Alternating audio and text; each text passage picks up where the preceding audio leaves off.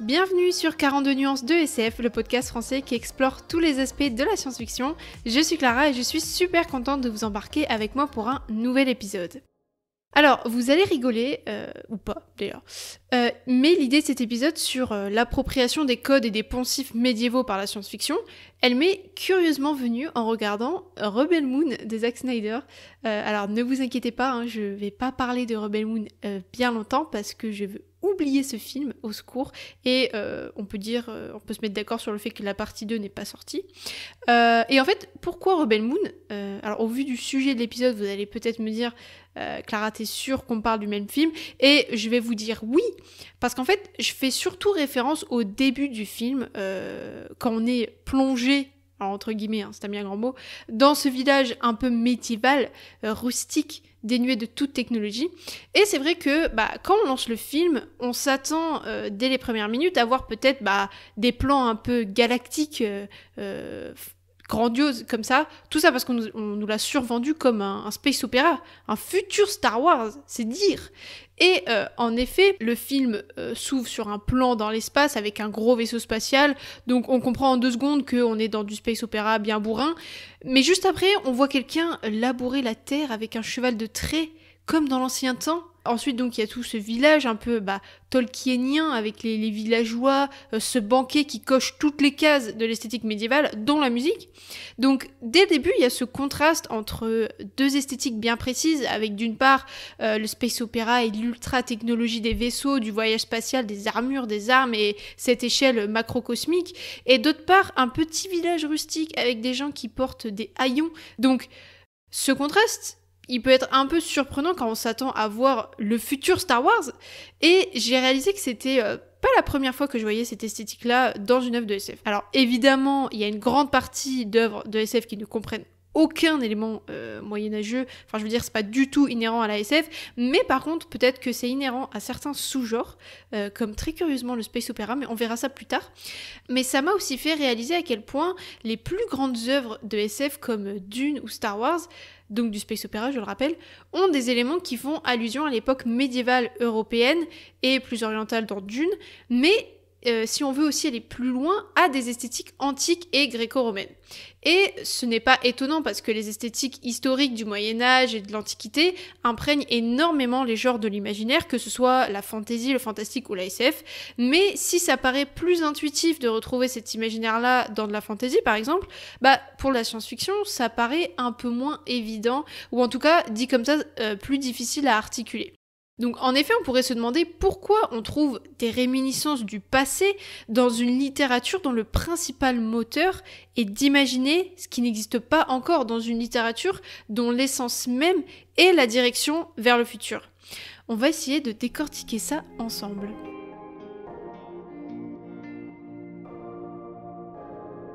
Donc avant toute chose, on va d'abord faire un peu une revue de comment sont caractérisées ces esthétiques historiques et comment elles se manifestent dans les œuvres de SF.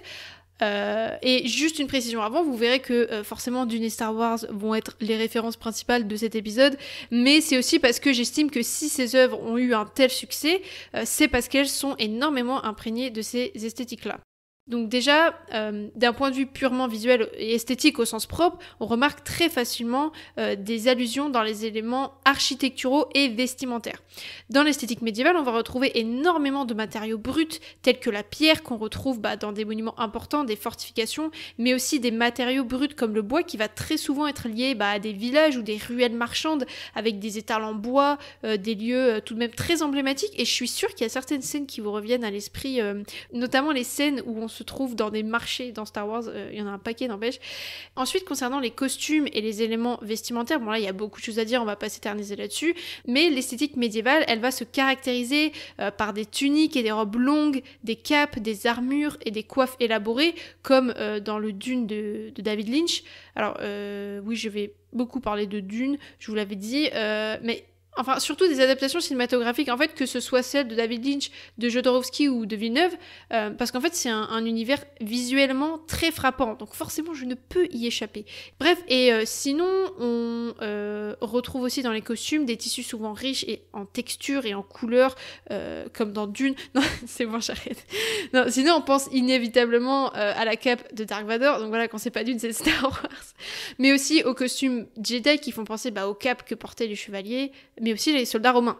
Et justement, dans l'esthétique gréco-romaine, d'un point de vue purement visuel aussi, on va bien évidemment retrouver les capes, les armures romaines, les toges, les tissus légers et des couleurs vives.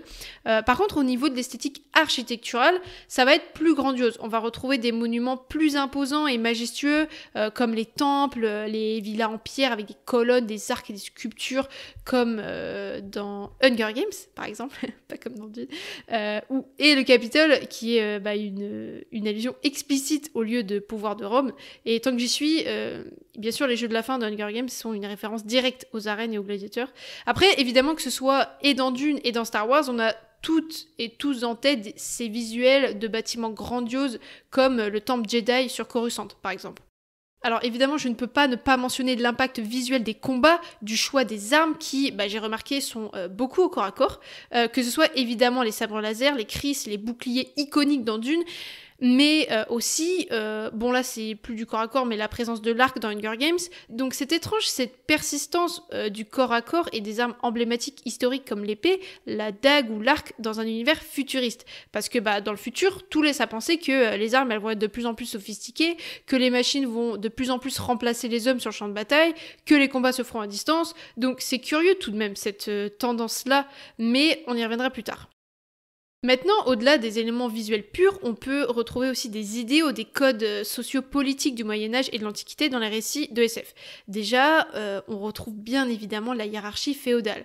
La féodalité, c'est une société qui fonctionne donc sur une pyramide sociale où en haut on a le roi suprême, les seigneurs et les nobles qui possèdent des terres et qui dirigent tout le monde. Ensuite, il y a le clergé et tout en bas, les petits paysans, les serfs qui travaillent sur les terres des seigneurs et qui n'ont pas beaucoup de droits.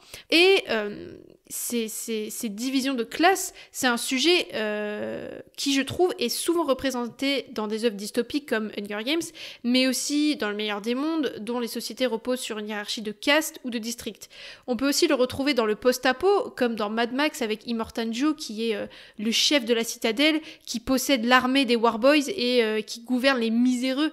Rien que ça, le pauvre peuple, il s'appelle les miséreux. Et dans le même registre politique, il y a un élément très important qui est pour moi presque inhérent au space opéra et qui renvoie un peu plus à l'époque gréco-romaine, peut-être que vous savez de quoi je vais parler, ce sont les empires galactiques. Alors, empires galactiques qu'on retrouve évidemment dans Star Wars, dans Dune, dans Fondation ou encore dans la saga Red Rising de Pierce Brown. D'ailleurs, dans la saga Red Rising, on retrouve encore une fois ce système de castes en 14 couleurs qui rappelle les castes médiévales dont on a parlé plus tôt. Et en parallèle de ces grands empires intergalactiques et majestueux, on va aussi retrouver la suprématie des maisons nobles, des grandes maisons familiales et seigneuriales. Et là, vous voyez sûrement de quoi je parle si je cite la maison Harkonnen, la maison Atreides, la maison Corino, dont fait partie l'empereur, justement, Shaddam IV dans Dune, ainsi que sa fille Irulan. Et alors là, si vous voulez de la famille noble, dans la saga Red Rising, on en a une flopée aussi. La famille Augustus, Bellona, Andromédus, bref. Et on entend rien qu'au nom toute l'inspiration antique et romaine dans l'histoire. On verra plus tard pourquoi la dynamique de l'Empire et des familles impériales semble si typique du space opéra. Ensuite, si on se penche un peu plus du côté des valeurs, on va souvent retrouver des protagonistes qui incarnent les valeurs traditionnelles de la chevalerie, de l'honneur et de la loyauté. Comment en respectant un code, notamment, donc dans Star Wars, on trouve le code Jedi, et aussi le Haut Conseil Jedi qui fait penser un peu à la table ronde arthurienne, mais dans Dune aussi avec les Fremen, donc le peuple d'Arrakis, qui suivent également un code de l'honneur. Et enfin, un autre élément typique des contes médiévaux et mythologiques, c'est certes le surnaturel, la magie qu'on retrouve peu dans la science-fiction, mais il y a surtout les créatures fantastiques. Et là, notamment, grâce à la figure de l'extraterrestre, des créatures fantastiques et mythologiques on en retrouve facilement dans la SF.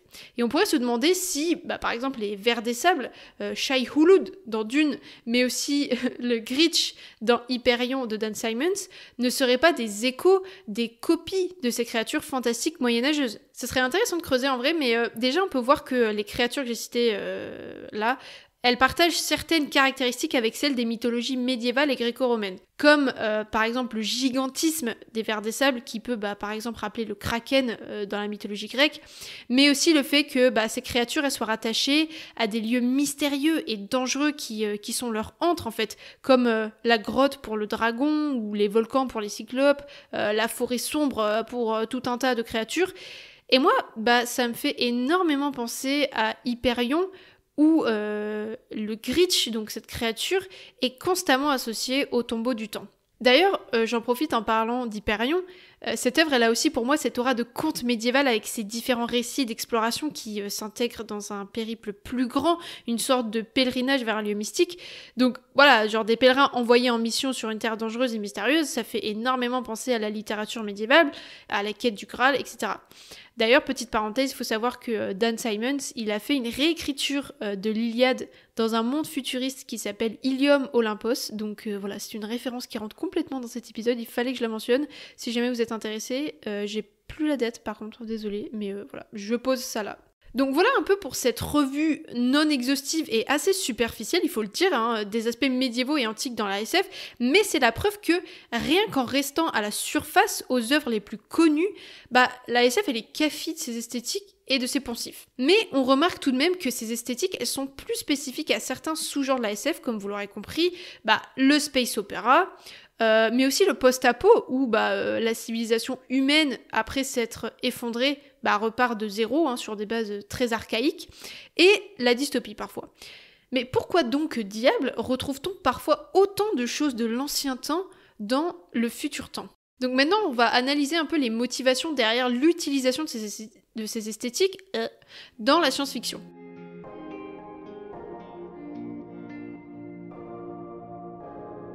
Déjà, première raison très simple et évidente, parce que c'est beau et marquant. Je vais prendre un exemple assez simple. Comme je disais tout à l'heure, si on persiste à représenter des combats au corps à corps dans le futur comme si adonnerait des chevaliers ou des soldats romains, c'est parce qu'avant toute chose, c'est beau, c'est marquant visuellement.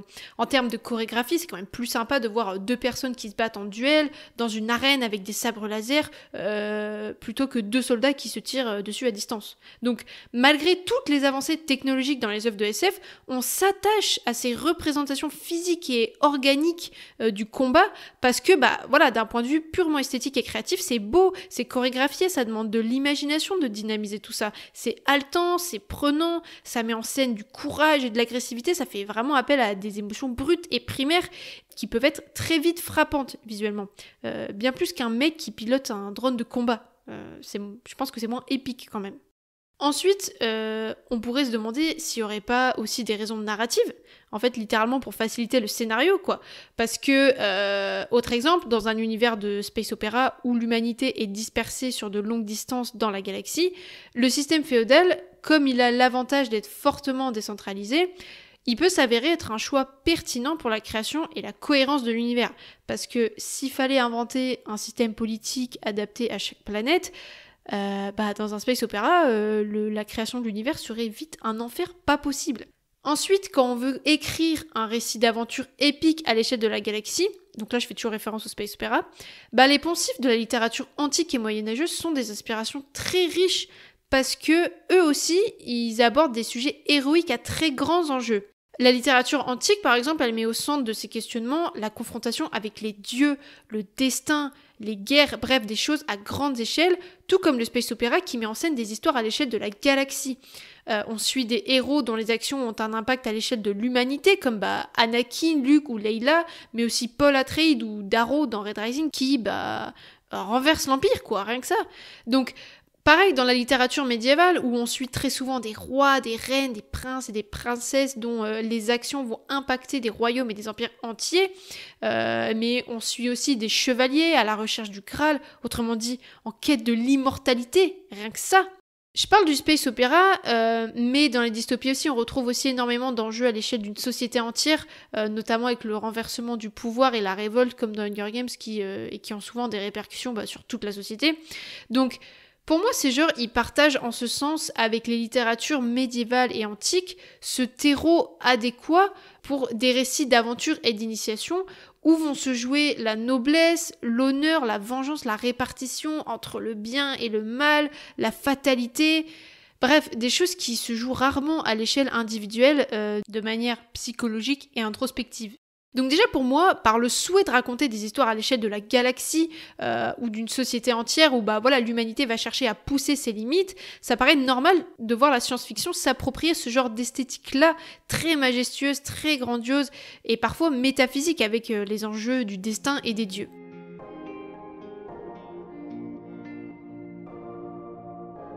Ensuite, troisième raison, c'est peut-être aussi parce que les esthétiques médiévales et antiques sont les socles culturels les plus ancrés de nos sociétés, et la science-fiction, malgré son attrait pour le futur, n'en réchappe pas. Alors ce troisième point, il rejoint ce dont on avait parlé dans le 2e épisode de la série sur les aliens, à savoir l'impossibilité de notre imagination à aller au-delà de ce qu'on connaît déjà, la difficulté à s'échapper de nos cadres de référence. Et alors je vais vous citer un paragraphe que j'ai déniché sur un mémoire de maîtrise qui date de 1985 par Patricia Lachaud. Alors je sais pas comment j'ai fait pour trouver ça, mais sur le coup ça m'a énormément intriguée parce que on trouve peu d'écrits qui osent comparer la littérature médiévale à la science-fiction.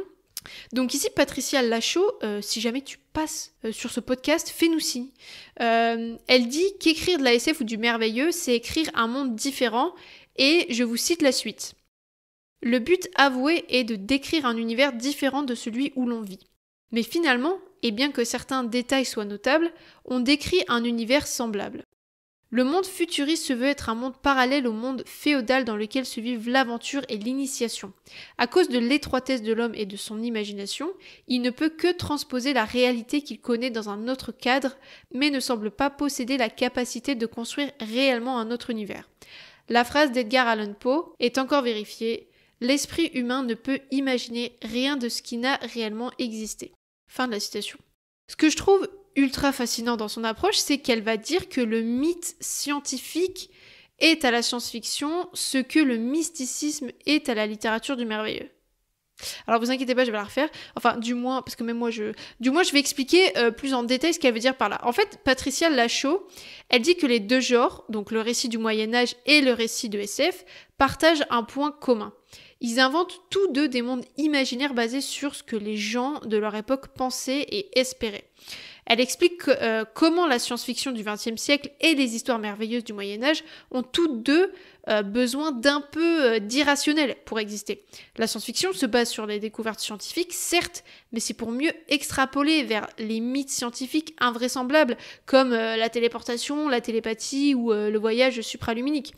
Tandis que le merveilleux y puise dans la mystique de l'époque médiévale, teintée de croyances surnaturelles et magiques qui façonnaient les esprits. Et elle montre comment les récits médiévaux présentent souvent une frontière entre le monde réel et cet autre monde qui est généralement trouvé au cœur des forêts, des montagnes ou au fond des lacs, là où les héros doivent traverser ces frontières pour découvrir ce monde enchanté. Et dans la science-fiction, ces frontières, elles seraient aussi présentes. Concrètement, ça pourrait être atteindre ou franchir la frontière de l'univers observable pour atteindre un autre monde, ou traverser une dimension parallèle pour atteindre cet autre monde. Et plus métaphoriquement, ça pourrait aussi être les frontières technologiques qui, si un jour on les franchit, on perce tous leurs secrets, on aura accès à cet autre monde. Comme moi qui ai sûrement emprunté un portail magique pour trouver cette référence sur internet. Bref, ça m'a vraiment ouvert un autre monde aussi. Et enfin, Patricia, elle conclut en disant que malgré leurs différences, l'autre monde médiéval et les mondes futuristes de la science-fiction partagent une chose, ce sont les projections des désirs et des préoccupations de leur époque. Elle suggère même que l'autre monde, il pourrait être considéré comme une forme de science-fiction pour les gens du Moyen-Âge, car ils représentent leurs rêves et leurs craintes dans un monde fantastique. Et en fait, j'adore cette comparaison parce que on n'oublie pas, je vous renvoie à mon tout premier épisode, ça nous rappelle que la science-fiction était initialement appelée merveilleuse scientifique. Et donc ça montre à quel point les genres littéraires, ils évoluent et ils se transforment au fil du temps, tout en conservant des liens avec les racines et les idées fondamentales qui les ont inspirés. Et peut-être que la science-fiction, elle partage avec la fantasy plus de racines médiévales et merveilleuses qu'on ne le pense.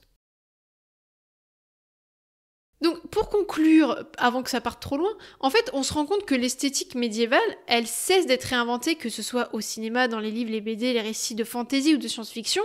Et du coup oui, la science-fiction comme tous les autres genres est un moyen de réinventer cette esthétique. Donc finalement, on retrouve autant cette esthétique dans les œuvres de fantasy que de science-fiction, mais je trouvais ça intéressant de se poser la question parce que c'est beaucoup moins intuitif, comme on l'a dit, de voir cette esthétique-là dans un genre aussi futuriste que la science-fiction, que dans la fantasy bien sûr. Mais c'est la preuve que la puissance allégorique de ces récits-là et de ces poncifs médiévaux et gréco-romains, ils sont immuables, qu'importe le genre dans lequel on les trouve, et que nos psychologies, nos émotions et nos cognitions y sont très très attachées. Et c'est pas parce que cette esthétique est issue du passé qu'elle ne peut pas être approfondie et réinventée encore et encore dans des univers du futur. Donc bien que l'essence même de la SF c'est de se tourner vers le futur, elle n'en réchappe pas moins à nos références du passé les plus profondes et les plus ancrées pour les réinventer encore et pour notre plus grand bonheur. Car que serait Dune et Star Wars sans toutes ces esthétiques ?